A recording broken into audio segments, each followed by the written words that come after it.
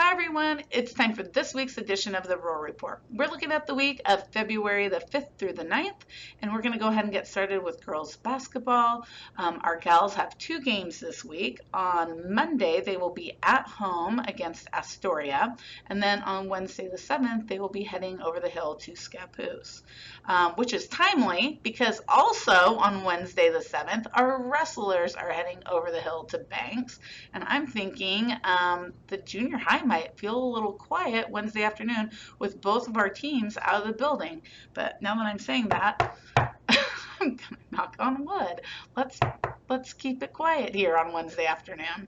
All right, and then on Thursday, February the 8th, we have a really big event happening after school at our building. Seventh graders, this is for you. Seventh grade parents, this is for you. Um, each year, the junior high takes a group of students out to Washington, D.C. and New York. This coming year, we're wanting to do something a little bit different. Now, traditionally, we take kids for a week, we go back to the East Coast, and it's in the summertime. But this year, for our seventh graders, we have a really special opportunity that's different than anything we've ever done before. Instead of going in the summer, we are wanting to go in January of next year, January 2025, and going only to Washington, D.C. for 4 days. And that is because that is when the next inauguration of the President of the United States is taking place. And we're wanting to take a herd of, I guess you don't call it a herd of lions, a pride of lions, out to Washington, D.C. to watch the next president get sworn in. That is an amazing thing to be a part of. I think that's like kind of the quintessential American experience, right? To watch this change of power from one president to another. It will be a little bit less expensive than the other trips that we've done because it's just a shortened agenda.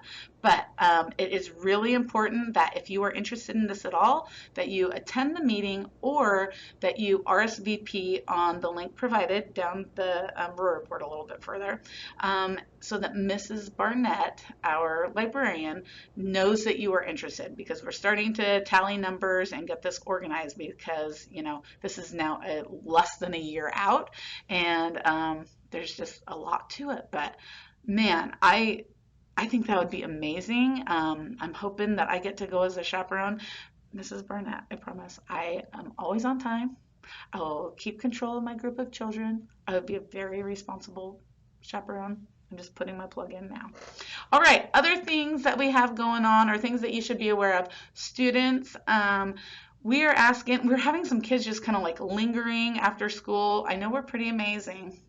I get why you'd want to be here, but you do have to go home to your families at some point, to go spend a little time with the people who love you the most.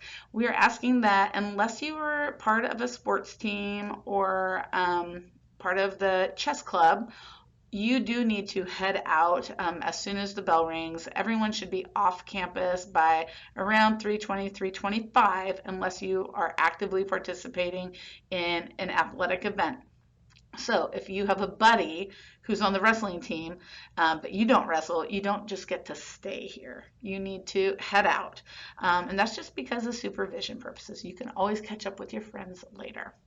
All right. And man, unless you've been living under a rock, you probably already know that this coming week on Friday, February the 9th, Charity Drive is kicking off in Tillamook.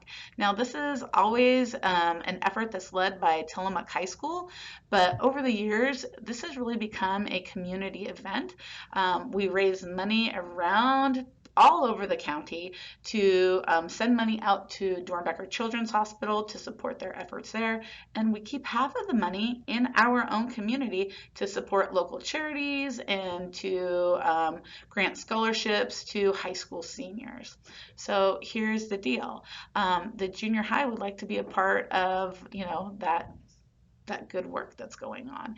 And so your student ambassadors have been planning a week. It's not this coming week, so keep this in mind. This starts, you know, another week out, so the week of February the 12th, but I want you to be thinking about this because you might want to contribute a little bit of your hard-earned money to this.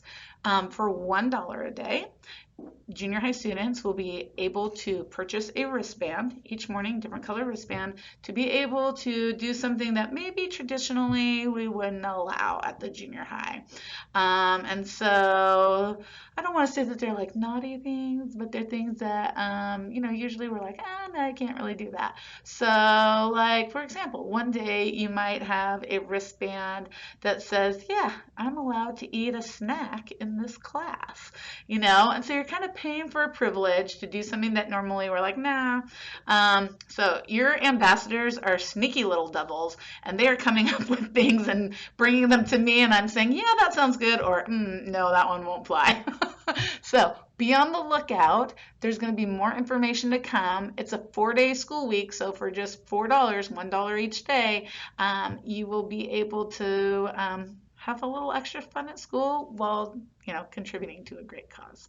All right, folks, thanks for sticking with me through the Roar Report. It is a great day to be a lion.